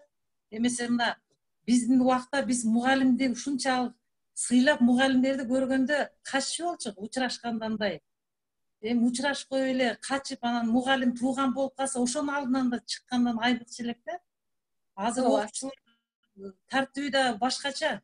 Эми көргөндө учурашып коет, анан бирок түртүп да кетмейлер бар деп да айтып калышат да. Менин кыйчым түртө элек, бирок негизи ошондой болуп калып атат да. Анан сизге бере турган суроом, биринчи каалоолорду айтып алайын. Ушунчалык жакшы түшүндүрдүңүз, сизге рахмат. Ишиңизге ийгилик, үй бүлөңүз менен аман болуңуз. Мына бизде ушундай сиздей кадр бар үчүн ушул мугалимдик кесип да сакталып турат да. Мына жан дилиңиз менен түшүндүрүп баарын айтып атасыз. Анан мен сурайын дегеним, жанагы календарный план, поворочный план дегендер жок болобу же ошентип эле кете береби?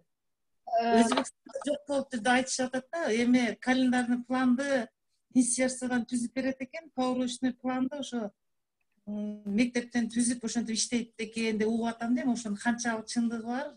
Ал практикада кандай болот, аны билбейм. Бизде кандай деп ойлойсуз ошону? Жоголуп кетсе мен аябай сүйүнөт элем. Сизден мурда мен сүйүнөт элем. Себеби 74 000 мугалим эч болбосо 40 мүнөтүн план даярдаганга жок кылат. А кээ бир учурда 2 саат, 3 саат үйüne келип дагы балдарын таштап коюп, үй ишин таштап коюп сабак окуп отурат да, сабакка даярданып атпайбы мугалим?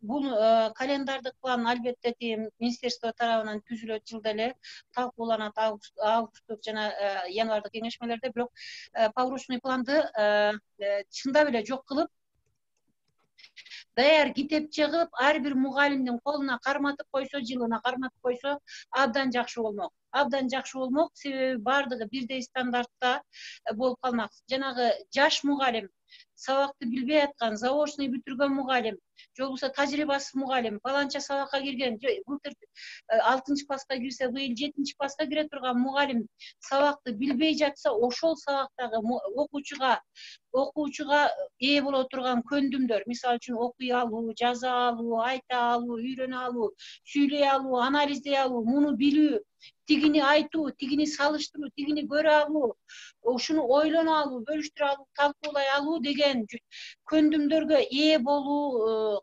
талаптары ар бир сабакта бул министерство тарабынан даярдалып берилсе, мугалимдердин да сапаты, иши жеңилдегендин жанында окутуунун сапаты дагы жакшырмак. Себеби могу жерге калып койгон турбайбы, мен окуучуларга могуну үйрөтүп, жазганды үйрөтпөй койгон турбаймынбы, тиги сөздү талкуулаганды үйрөтпөй койгон турбаймынбы, могу сөздү үйрөтпөй койгон турбаймынбы, могу терминди түшүндүрбөй калган турбаймынбы, тиги менен муну салыштырбай калган турбаймынбы деп 1-2 жаңылат, 3 жаңылат, 5 жаңылат, анан күндө эле жаңылы бербейт да, аны үйрөнөт эле да. Ушундай болсо жакшы болмок. Бирок мен бул жөнүндө кабарым жок. Иштейт, Өзбекстан чыгарып койду, анан биз да ошондой кылышыбыз керек. Бирок антсек биздин мугалимдер иштебей коет деген ар түрдүү кайчы пикирлер жүрүп атат. Бирок качан билет экен, мен мектеп системасын толук билбегеним үчүн сиздин сурооңузга толук жооп бере албайм. Рахмат эжеке сурооңузга. Рахмат. Ушу жана менден мурунда ким бирөө айтып калды, балдарда бирөө айтты, ушу заочный окутууну жок кылса, мен да ошону колдойт элем. Мен да колдойт элем. Эптеп эле жанагы билим алып эле ушу такыр эле кесип жок болсо ушу мугалимге асылат да, мугалим болуп эле иштей берчи деп эле ушу эптеп эле бир нерсе болсун. Анан могу ката жазган азыркы поколение эметип баарыңар эле көрөсүңөр, жанагы комментарийни окуп атканда уже мен эметип жиним келе баштайт да, ката орустар айтканда ошибка на ошибке. Бир сүйлөмдө 5-6 ката, бир сөздө 2 ката. Мурун мисалы жаман 2-3 окуган бала деле жакшы жазчу болчу, катасы аз эле. Азыр отличниктер деле ката жазып калды да. Ушу билим сапатын берсек, ушулар жок болот деп ойлойм да мен дагы. Анан жаш кадрлар боюнча да ушу жаш кадрлар келсе жакшы болот эле. Жаш кадрлар ушу мектепке айлыгы аз деп келбей жатабы? Бизде дагы ушу мен ойлогом, эми иштебей эле коем десе, быйыл жок иштей бериңиз. Мен айткам да, жаш кадр келсе мен бошотуп эле коем. İşte desem жок, эч ким жок. Бизде менин жашымдагы мугалимдер бар. Жаш кадрлар келбей жатат, аз. Siz жаш эле экенсиз. Siz жаш эле экенсиз, эжеке. 75-80деги агайлар, эжейлер калчылдап барып келип иштеп атышат мектептерге. Себеби кадр жок, аны кое бербей атат. Предметниктер жок болуп атат. Айла жок алар. Анан барат балдарды эметип ачкыла кетиңер деп, баланча көнүгүүнү жасагыла деп туруп анан шабакта уктап атат. Бул жанагы мектепчилик оюну дегенден башка эч нерсе эмес. Анан мугалимдик кесипте заочный болгон нерсени мен чындап эле мен да каршымын. Себеби мугалимдик сырларды билбей калып атат. Жазууну, баланын дүйнөсүн, баланын психологиясын, мугалимдик кесиптин сырын, мугалимдин психологиясын, ата-энелердин астында жоопкерчиликти, коомдун астында жоопкерчиликти, билим берүүнүн максатын, менин максатымы, сиздин максатыңызды, мугалимдиктин максатын, улуттун астындагы биздин карызыбызды, милдетибизди түшүнбөй туруп эле мугалим болуп алатат. Бул деген жана 90-жылдарда бош болуп калган учурда келген нерсе болгондугу үчүн азыркыга чейин сүрүп кетип атат. Бирок бүгүн токтотуп койсо деле мен белгилүү бир поколениени куткарып калат элек деген ойдомун. Белгилүү бир поколениени куткарып калат элек. Себеби сиз айткандай абдан ката жазышат. Бул ката жазганын себеби жана орфографиялык эрежелердин өзгөрүп кетиши бир, экинчи чала сабат мугалимдердин сабак бергени, үчүнчү технологиядан чаттан чала жазышып атып, аны ОА деп жазып атып, ушундай жазып берсе болот экен дегенге кыскартып жазганга үйрөнүп алганды. Мисалы үчүн салам деген сөздү да сылымы деп коет. Кудайдын саламын аябай эле бири-бирибизге Кудай салам эле карызбыз. Ошону салам деп эле жазчы. Деп мен студенттерди урушам, мисалы үчүн Кудайдын саламында кысканбачы депчи. Ушинтип айтып жүрүп анан кийин толук жазганды үйрөтүп атабыз. Кыскартып жазуу аркылуу ошо неграмотность пайда болуп атат. Маалисев ошо мындай тилекке каршы мугалимдердин арасында ошо сабатсыздык болуп атат. А сабатсыз мугалим кимди үйрөтөт эле? Бул дагы ачуу чындык. Рахмат сизге. Колдооңузга рахмат. Рахмат. Чет өлкөдө мугалимдер жөнүндө айтып кеттиңиз. Туркия, Япония бирок абдан ал жакта сыйлашат да. Мен Германияда жүргөндө бир турчанка мугалим экен, анан түркче билемизби дедиле, анан эбет деп чала учук түркче сүйлөп, анан кайсы жерде иштейсиз эле үйрөтмөн десем, көздөрү жанып кетти. Үйрөтмөн деп, эми мугалимсиз деп мындай сыйлап атат да. А бизде андай жок да, мугалимсиз, мугалимби деп кой, кээ бирлери чүйрүп да коет мурдун. Анан Японияда жээним бар, ал да айтат, мугалимге ушунчалык ал жакта күчтүү сыйлайт экен да мугалимди. Аларда мугалим күнү да жок экен, себеби мугалим күндө сый көрөт экен. Ушунчалык баары сыйлайт экен. А бизде бир жылда бир жолу. Элдердин салтына байланыштуу. Айтыңыз. Бул эже дагы бир сиздердин сөздөрүңүз бар, ал жооп кетейин деди элем. Бул эже дагы сурай берип калды. Мен да аябай активный болуп угуп атам да. Мен да өзүм көп жерлерден айтам, бирок жазуу түрүндө эмес, ооздеги түрүндө айтам да. Могу эже да айтып калбадыбы, Япония, Турция депчи, сыйлайт депчи. Чын эле бизде деле жана Советтер Союзунда сыйлачу да, мугалимдерди абдан жакшы сыйлачу. Себеби биз балким биз мугалимдер өзүбүз күнөөлүү болуп атабыз. Жана айтып кетпедикпи, заочный, вечерний, эптеп-септеп эле жана экономист, юрист болуп калып эле 5 жылдык окуп, анан 2 жылдык мугалимдикин окуп коет, анан кийин уже сабакты обыкновенный эле берип коет да, аны да эптеп заочный болуп акча менен бүтөт да. Ошондуктан мугалимдердин айтып атпайсызбы, заочныйды жок кылып эле мугалимдерди бюджетке эле окутуп койсо, мугалимдердичи билим сапатын жана Ататүрк айткандай элди бир эле гана мугалим түптөйт, көтөрөт дегендейчи, ошондо мугалимдин сапаты өзгөртүп, ошондо биз да сый көрмөкпүз. Албетте биздин кадыр баркыбызды түшүргөн бул жана заочник, эптеп-септеп бүтүп келгендер, вечерний бүткөндөр, анан жанагынтип кайда жок жерден эшиктекеси, магистратурасы, тиешеси жок. Ошондон биздин мугалимдик кесибибиз аксап атат. Бул точно эле да, бул чын эле. Эгер мугалимдерди дагы ушундай жакшы жана билбейм, мен эми өзүм ушуну туура деп ойлойм, бекер окутуп, мугалимдерди акысыз окутуп ушинтип койсо, анда мугалимдин сапаты бул жерде 100% көтөрмөк. Себеби биздин элдин дагы түшүнүгү бул мугалимдерди сыйлоо. А бул эже айтып атпайбы азыр мугалимдердин эмеси түшүп кетти депчи? Мен толугу менен кошулам. Себеби уже мугалимдер, жакшы мугалимдер келбей атат да азырчы. Рахмат кошумчаңызга. Мен жооп берип коеюн эжекенин суроосуна. Меники да кошумча болуп калат окшойт. Жанагы ар бир элдин салтына жараша тиги мугалимдик сыйланат экен да. Мисалы түрктөр өөрөтмөнүн дөвдүү йери гүл битер. Башкача айтканда, мугалим чапкан жерге гүл чыгат дейт. Мындай бети көгөрүп калса, бул мугалим таяктаптыр, көгөрүп калды, бул эсине келди деп коет да. Мугалим чапкан жер бул эсине келет деп айтат. Ошондой эле Японияда мугалимдин аркасынан 3 кадам артка бас, кокус көлөкөсүн тебелеп алба дешет. Алар билесиздер, сенсей деп эле башын тарс эле бир жерге столго уруп эле, сенсей деп эле момунтип эле жыгылып калышат. Ушунчалык деңгээлде алар катуу сыйлашат. Андан башка Финляндиядагылар биз мугалимдерге карызбыз деп эсептешет. Ошол эле учурда мугалимдер ким кандай сыйга татыктуу эле. Бизде деле мурда эти сеники, сөөгү меники деп молдолорго берген да. Советтер Союзу учурунда деле ошондой болчу. Эжеке сиз менен биз мугалимдерден кандай коркот элек? Мугалимдер келатканда колубузду алып туруп, жолун кыя өтпөш керек деген бир ой бар болчу. Өзгөчө эркек мугалимдердин жолун кыя өтпөш керек деген, бир агайлардын жолун кыя өтпөш керек деген бир сезим бар болчу. Ошондой үйрөтүлгөнбүз. Мугалимдик ыйык болгондугу үчүн ушул кесипти жакшы көргөнбүз. Жана ошол кесибибизди сүйүп, ушул кесиптен нан таап келатабыз. Ар бир өлкө өзүнчө мугалимге салым кошуп, жана мугалимге инвестиция кылгандыгы үчүн мугалимдер барктуу болуп атат. А бизде болсо мугалимге ким экен? Байкуш мугалим экен, эптеп жүрүп мугалим болуп отур деп мындай шылдыңдап кичирейтип айткандыгы үчүн бул дагы мугалимдин кадыр баркын түшүрдү. Анан 90-жылдардагы мугалимдер бухгалтерия ишине киришип калды. Мисал үчүн мектепте тряпка жокпу, мугалим акча топтойт. Китеп жокпу, мугалим акча топтойт. Ремонтко мугалим акча топтойт. Мугалим акча топтогуч болуп калды.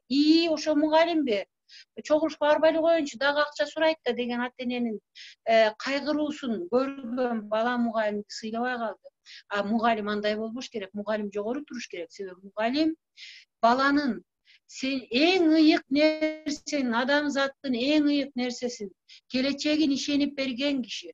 Муну кайра куруу заманында Горбачев деле айткан. Мугалим адам жанынын инженери деген. Мисалы үчүн ушул дейбиз, эмне үчүн кайра албайбыз? Мугалим адамды калыптандырып атат. Бир мугалимде, бир президентте болбогон өзгөчөлүк бар, өлкөнү башкара турган потенциал бар деп делип атат. Эмне үчүн бизде чындап эле ошол бар? Другой вопрос, биз өзүбүзгө ишенебизби жана саясатка баргыбыз келбейби, ал башка маселе. Элдер сыйлагандыгы ошондуктан. Германияда да абдан мугалимдерди сыйлашат. Америкада тең туш. Себеби алар эркин сүйлөгөндү көнүп ашкан, себеби ар кимдин оюн сыйлаш керек деген. Эми бул түрдүү өлкөлөрдө мугалим даярдоо өзүнчө бир тема, билим берүү системасы өзүнчө бир тема. Катышканыңыздар үчүн чоң рахмат. Дагы суроолор болсо жооп берейин. Ошо суроолор бар экен, баарын бир чогултуп анан бир жооп бербейсизби? Мындай кичине окшош суроолор. Исмаил жазып жатат, экономикабыз начар, ошондуктан мугалимдердин айлыгын көбөйтө алышпайт. Мугалимдин айлыгын көтөрүү үчүн кандай сунуш берет элеңиз? Дейт. Кийинки суроо Инаш Азимден. Каден эжеке, бизде мугалимдерди даярдоо үчүн, сапатты көтөрүү үчүн атайын мекеме курса болобу? Өзүңүз да билесиз го, Туркиядагы ЙÖK деген мекеме университеттерди контролдойт. Сапаттуу мугалим даярдап жатабы деп. Бизге дагы ошондой мекеме керек го дейм, эгер билим берүү министрлиги аткара албаса дегеним да дейт. Назгүл Айылчиева жазып жатат. Тарбияны чогуу алып, болочок мугалимдерди патриоттуулукка тарбиялаш керекпи? Сиз кандай ойлойсуз? Патриоттуулукка тарбияласак кесибин сүйүп, жакшы билим беришет беле? Рахмат эжеке дейт. Анан акыркысы сизге каалоолор окшойт. Минакан Чалова, сизге чоң рахмат, эң сонун түшүндүрдүңүз. Темаңыз эң көйгөйлүү, актуалдуу болду. Ден соолугуңуз, ишиңизге ийгилик. Сабира Чаргына да сизде абдан кызыктуу деп каалоолор келип атат. Анан Исмаил жазып жатат, жакшы мугалимдердин мектепке келбеген себеби алган айлыгы менен үй бүлөсүн бага албай жаткандыгында дейт. Дагы бирөө Назгүл Айылчиева жазып жатат, бүгүнкү вебинарга КАОдон, министрликтен катышса жакшы болмок. Сиз айткан сунуштарды, проблемаларды угуп, балким жакшы бир сунуштарга келмекпи деп ойлойм дейт. Инаш Азим, чоң рахмат Кадиян эжеке, эң сонун вебинар болду. Берген маалыматтарыңыз пайдалуу болду. Биз үчүн Гүлзат айымга, Элирага дагы баардык салып кошкондор үчүн ыраазычылык. Ошо суроолорго жооп берсеңиз, бир топтоп анан ошону жыйынтыктайлы. Рахмат. Жанагы мугалим даярдоо үчүн ЙÖK сыяктуу бир мекеме керекпи дегенге жооп берейин. Албетте керек деп эсептейм. Жана мугалим даярдоо агентствосу деген атайын сапатты текшере турган министерстводон өзүнчө бир агентство керек.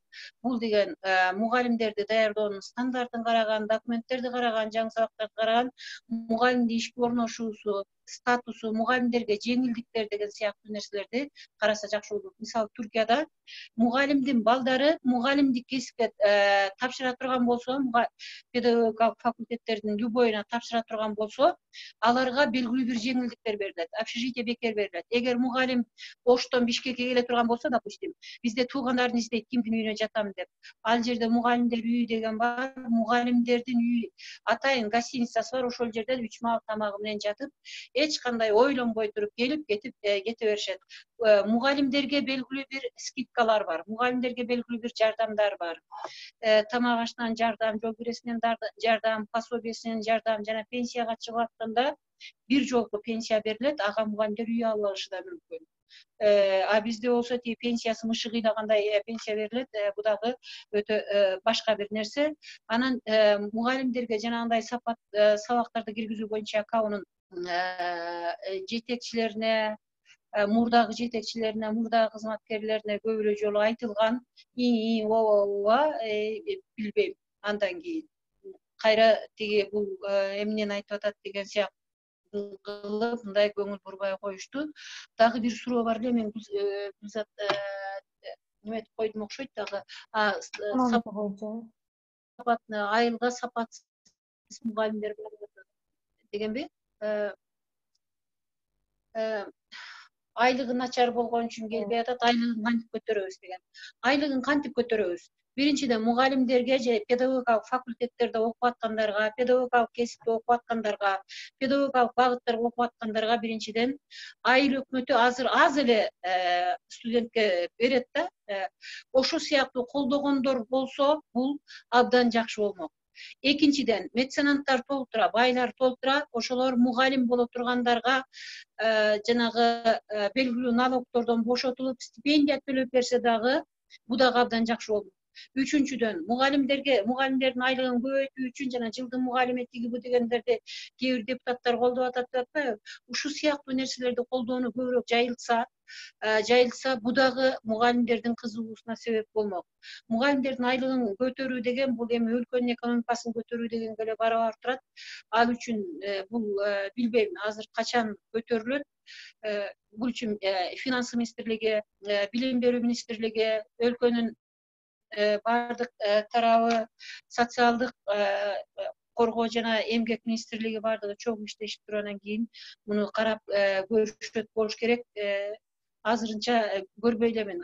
Айлыгы начар болгон үчүн албетте эч ким баргысы келбей атат. Мугалимдик кесипти жакшы көргөн, мага окшогон фанаттар эле мугалимдик кесипке барбаса, көпчүлүгү барбай калып атат. Же болбосо эми эч болбосо мугалим болуп иштей берейин, айлыгым жүрө берет деген мындай өзүнө да кайдыгер, келечекке да кайдыгер, жөн барып келип жүрө берейин элдин арасында деген жоопкерчилиги жок бирөөлөр болуп калса, ошолор мугалим болуп атат.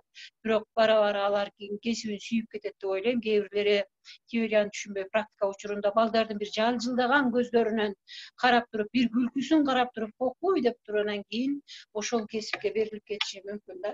Эми Кудайым келечегибизди кең кылып, ошо кырсыктан тышкары кылсын. Калгандары оңолор деп ойлоп атам. Азыр ушу аман эсен бололу деген маселе. Рахмат. Ооба, чоң рахмат.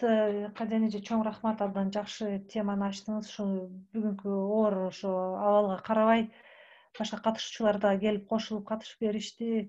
Сиз дагы абдан сонун презентацияңызды бизге жеткирдиңиз, ийне жибине чейин көрсөтүп, айтып, түшүндүрүп. Эми ушу менен коштошо берели. Мен азыр записти өчүрүп. Жакшы туруңуздар, урматтуу мекендештерим, оорубагыла. Рахмат.